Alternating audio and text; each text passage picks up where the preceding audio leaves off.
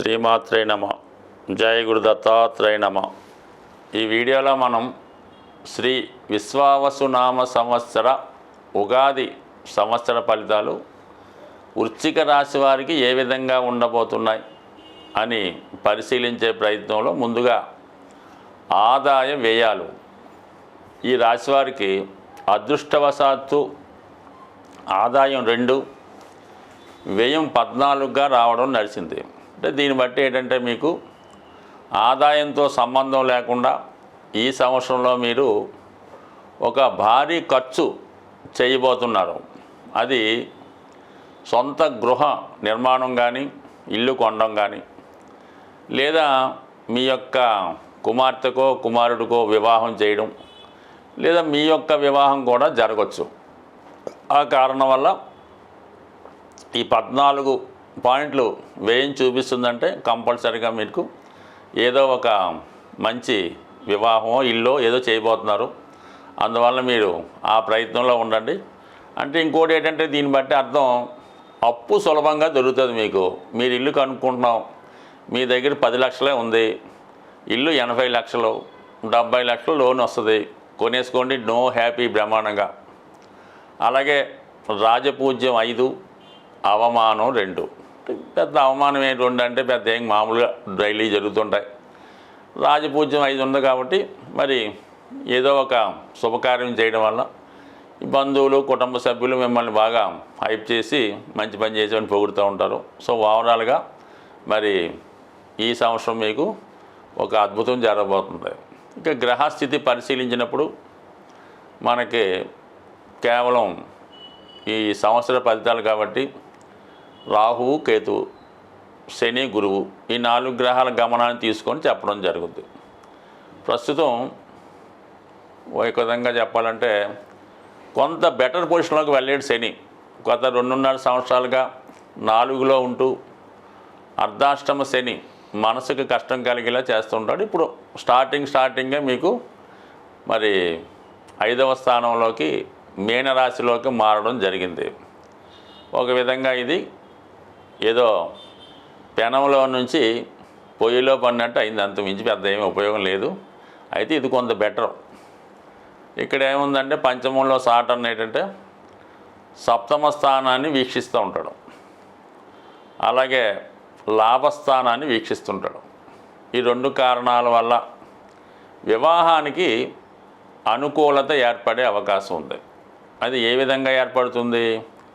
మీరు కొంతకాలంగా ఎవరినో ఇష్టపడుతూ వారిని వివాహం చేసుకోవాలని అది ఇంట్లో చెప్పలేక ఏదో కారణం వల్ల వాయిదా పడుతుంటుంది. అటువంటిది శని భగవానుడు 5వ స్థాన ప్రవేశంతో ఈ సంవత్సర ప్రారంభంలోనే మరి మీ యొక్క ప్రేమ వ్యవహారం కాస్త బ్రేకప్ అయి పెద్దలు కుదుర్చిన వివాహం జరిగితే ఈ మే 15 లోపులో జరిగే అవకాశం ఉన్నది. అలాగే మరి ఎక్కువగా స్పెక్యులేషను, షేర్ మార్కెట్టు, జూదం వాటి జోలికి వెళ్లకుండా ఉంటే మంచిది. అయితే అనూహ్యంగా అక్కడ మీకు మే 18వ తారీఖు వరకు 5వ స్థానంలో శని రాహుల కలయిక ఉండడం వల్ల ఎవరైతే వృశ్చిక రాశిలో ఉద్యోగం మార్పుకు ప్రయత్నం చేస్తున్నారో, అది కూడా బ్యాంకింగ్ కానీ, సాఫ్ట్వేర్ కానీ, లేదంటే ఏదన్నా టెక్నాలజీ కలిగి ఉన్నటువంటి గొప్ప ఇండస్ట్రీలో, అలాగే ఫార్మాలో ఉన్న వాళ్ళకి మీకు ఊహించని విధంగా ఒక గొప్ప ఉద్యోగంలో మార్పు రావడం జరుగుతూ ఉంటుంది. కొన్ని సందర్భాల్లో మరి ఇంకా జాతకంలో గ్రహాలు బ్యాడ్గా ఉంటే ఉద్యోగంలో ఇబ్బందులు కూడా రావచ్చు. బట్ ముందుగానే మీరు ఒక బెటర్ ఉద్యోగంలోకి మారడం మంచిది. మొత్తం మీద శని ఓకే, గతంలో కన్నా బెటరు. అంటే గతంలో మీరు ప్రయత్నం చేసి వదిలివేసిన ఉద్యోగం ఏమన్నా ఉంటే మళ్ళీ ఇప్పుడు ప్రయత్నం చేయండి, మరి టక్కన మీకు అవకాశం వస్తుంది. ఇక గురువు ప్రస్తుతం 7వ స్థానంలో చాలా వరకు అనుకూలంగా ఉండడమే జరిగింది. మే 15 వరకు ఇదే కంటిన్యూ అవుతుంది. ఈ మే 15 లోపు వివాహం జరుగుతుంది. దాని తర్వాత కూడా ఓకే, అష్టమంలో గురువు కూడా స్త్రీలకు వివాహాన్ని ఇవ్వడం జరుగుతుంటుంది, మాంగళ్య స్థానం కాబట్టి. అయితే మగవారికి అంతగా అవకాశం ఇవ్వడం. అయితే గురువు అష్టమంలోకి వెళ్ళినప్పుడు ధనస్థానాన్ని వీక్షిస్తాడు. అంటే ధనాధిపతి ధనాన్ని వీక్షించడం వల్ల మరి ఆకస్మిక ధనలాభం గురువు కారకత్వాలైనటువంటి మరి పుణ్యం వల్ల, మీ సంతానం వల్ల, అలాగే ఏదన్నా అదృష్టం కలిసి రావడం వల్ల పూర్వీకుల ధనమో గుప్తధనమో లభించే అవకాశం ఉంది. మొత్తం మీద ధనయోగం లభిస్తుంది. అయితే కొంతమందికి ఏంటంటే 8, 4, 12 యాక్టివేట్ అవ్వడం వల్ల పుణ్య కార్యక్రమాలందు ఆసక్తి ఉన్నవారికి, మోక్షం కోసం ప్రయత్నం చేస్తున్న వారికి, ప్రశాంతమైన జీవితం గడుపుదామనుకున్న వాళ్ళకి ఈ గురువు చాలా వరకు సహకరించే అవకాశం ఉన్నది. మీరు ఏదైనా ఒక ప్రశాంతమైనటువంటి ఆశ్రమంలోనో పుణ్యక్షేత్రంలోనో ఎక్కడైనా మీ యొక్క జీవితం గడపాలనుకున్న వారికి మీరు సొంతంగా ఒక కుటీరమో ఆశ్రమం ఇల్లు ఏర్పాటు చేసుకొని ఒక పుణ్యక్షేత్రంలో మరి మీ యొక్క ప్రశాంతమైన జీవితం గడపడానికి ఈ గ్రహస్థితి అనుకూలిస్తుంది. అది విద్యార్థులు అనుకోండి, ఏదైనా హాస్టల్లో ఉండి చక్కగా చదువుకోవడానికి కూడా ఈ గ్రహస్థితి చెప్తుంది. మొత్తం మీద ఈ విధంగా ఉంది. ఓకే.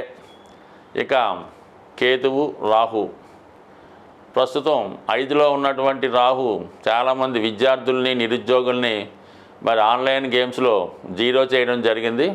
కొంతమంది చాలా ఇబ్బంది కూడా పడ్డారు. నాకు తెలిసినంత వరకు ఈ వృశ్చిక రాశి వాళ్ళు ఈ 5వ స్థానంలో రాహు వల్ల, స్పెక్యులేషన్ వల్ల, ఆన్లైన్ గేమ్స్ వల్ల చాలామంది దెబ్బతిన్నారు.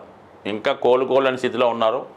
అటువంటి వారికి రాహు 4వ స్థానంలోకి రావడం వల్ల కొంతవరకు ఆ వ్యసనం నుంచి బయటపడి ఎక్కడైనా బయటపడితే బాగుపడే అవకాశం ఉంది. బట్ ఏదైనా 4లో రాహు కూడా ఇది చాలా వరకు హృదయాన్ని కొద్దిగా కల్మషం చేస్తూ ఉంటుంది. నిజాయితీ అయిన జీవిత విధానాన్ని కొద్దిగా అపశృతి కలుగుతూ ఉంటుంది. గృహంలో కూడా మీకు ఇష్టం లేకుండానే కొన్ని సంఘటనలు జరుగుతూ ఉంటాయి.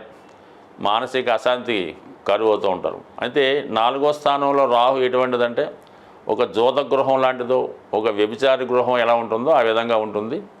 బట్ బాగా హైప్గా ఉన్నటువంటి ఖరీదైనటువంటి ప్రాంతం కూడా రాహు 4లో ఉన్నప్పుడు చెప్తూ ఉంటుంది. బట్ ఏదైనా దాంట్లో మామూలుగా ఉన్నవాడు ఇమడలేకపోతూ ఉంటాడు.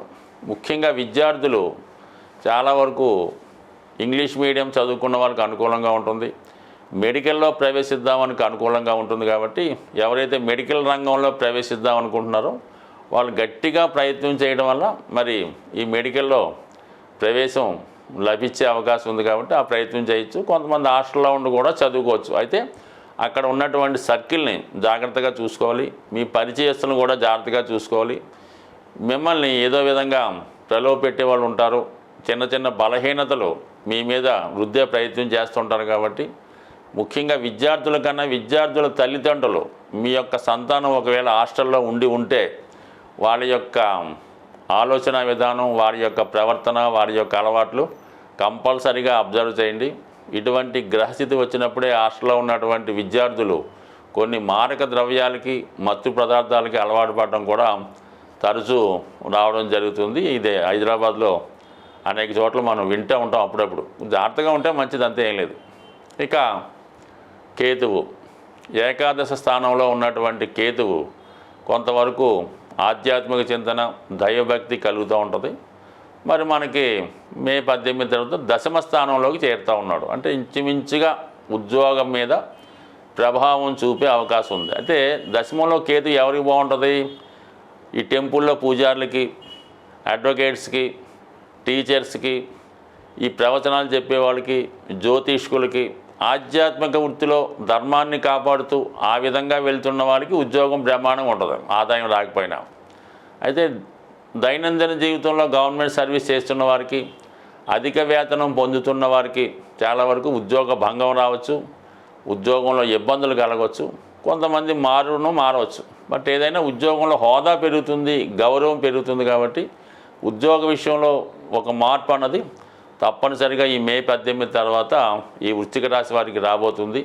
అటు గృహ వాతావరణంలో కొన్ని ఇబ్బందులు ఎదుర్కొంటున్నాయి. అయితే సాటర్న్ బెటర్గా ఉండడం వల్ల, గురువు కొంతవరకు ఆధ్యాత్మికంగా మిమ్మల్ని కాపాడడం వల్ల చాలా వరకు ఈ రాశి వారికి కొన్ని అనూహ్యంగా మంచి మార్పులు ఈ సమయంలో జరిగే అవకాశం ఉంది. ఈ ఉగాది సందర్భంగా ద్వాదశ రాశుల వారికి చక్కని పరిహార మార్గం తెలియపరచడం జరుగుతుంది. సాధారణంగా ప్రతి ఒక్కరికి ఉన్నటువంటి సమస్యల్లో ఆర్థికపరమైనటువంటి సమస్య, రుణ బాధలు, ధనం సరిపోవడం, ఒకటైతే మరి కొంతమందికి అనారోగ్యపరమైనటువంటి సమస్యలు, హెల్త్ ఏదో రకంగా ఇబ్బంది పెడుతుంటుంది. అంటే సాధారణంగా ఈ అనారోగ్య సమస్యలు బయట వారికి అర్థం కావు. ఆరోగ్యంగా ఉన్నవాడికి అనారోగ్య సమస్యల గురించి పెద్ద అలాగే అనుకుంటాడు తప్ప పెద్దగా ఇతనికి దాని గురించి పెద్ద బాధ ఉండదు. అనారోగ్యంతో బాధపడుతున్న వాడికి ఆ బాధ తెలుస్తూ ఉంటుంది. అలాగే ఆర్థిక పరంగా బాగుండి ఎటువంటి లోటు లేని వాడికి ఆర్థిక సమస్యలు అర్థం కావు. ఆర్థిక సమస్యలు ఎలా ఉంటాయి, అది ఉండడం వల్ల ఏ విధమైన ఇబ్బందులు ఉంటాయని కొంతమందికి అర్థం కాదు. ప్రస్తుతం ఉన్నటువంటి జనరేషన్లో చాలామందికి, అంటే ఇప్పుడున్నటువంటి పిల్లలు, చదువుకున్న పిల్లలు ఉన్నటువంటి జనరేషన్లో ఉన్నటువంటి స్టూడెంట్స్కి అసలు ఫైనాన్స్ ప్రాబ్లం అంటే తెలీదు, అసలు ఆకలి అంటే ఎలా ఉంటుందో కూడా తెలీదు. అంటే ఇది ప్రస్తుతం వీటన్నిటికీ ఏదైనా చక్కని ఆరోగ్యం, మంచి ఫైనాన్షియల్ పొజిషన్ ఇవ్వాలంటే దానికి మనం ఆరాధించవలసినటువంటి గ్రహం, ఏకైక గ్రహం సూర్య భగవానుడు. సూర్య భగవానుడు అనుగ్రహం ఉంటేనే ఈ రెండు, ఆరోగ్యం ఐశ్వర్యం రెండు కూడా లభిస్తాయి. మిగతా గ్రహాలు ఎలా ఉన్నా మనకు అనవసరం. ఒక్క రవి బలంగా ఉంటూ రవిని పూజించుకుంటే 100% ఆర్థిక సమస్యలు, అనారోగ్య సమస్యల నుంచి బయటపడవచ్చు.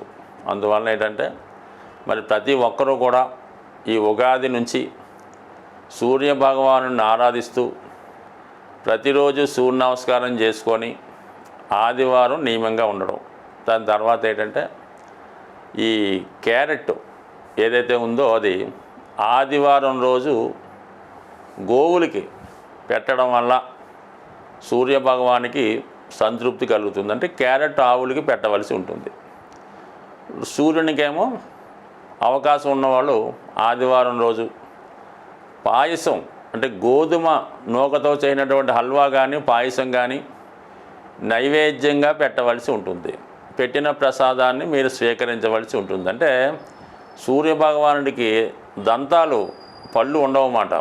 అంటే కొన్ని కారణాల వల్ల దక్ష యజ్ఞంలో ఆ విధంగా జరిగింది. అందువల్ల మెత్తని పదార్థాలు, పాలుతో చేసినటువంటి కోవా, గోధుమలు ఇష్టం కాబట్టి ఆ ప్రసాదం పెట్టడం వల్ల మనకి ఐశ్వర్యం లభిస్తూ ఉంటుంది. టెక్నిక్గా చూడండి, మీరు మన మామూలు వరి అన్నం కన్నా ఈ గోధుమ రొట్టి ఎవరైతే తింటూ ఉంటారో ఎక్కువ, అంటే 2 పూటలు కూడా తినచ్చు, వారి యొక్క ఐశ్వర్యానికి, సంపదకి మామూలుగా మన వరి అన్నం తినే వాళ్ళు ఒకసారి కంపేర్ చేసుకోండి. అంటే రవి అనుగ్రహం ఈ గోధుమ వినియోగం వల్ల రాస్తుంది కాబట్టి నానబెట్టిన గోధుమలు కూడా ఆవుకి పెట్టడం వల్ల, క్యారెట్ పెట్టడం వల్ల, మీరు కూడా అవి ఆహార పదార్థాలుగా తీసుకోవడం వల్ల అది కంటి చూపు పెరుగుతుంది, ఆరోగ్యం పెరుగుతుంది, ఐశ్వర్యం కలుగుతుంది, ఆరోగ్యం కూడా కలుగుతుంది.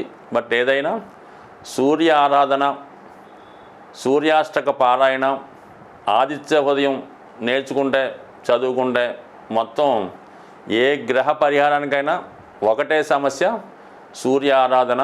స్వస్తి.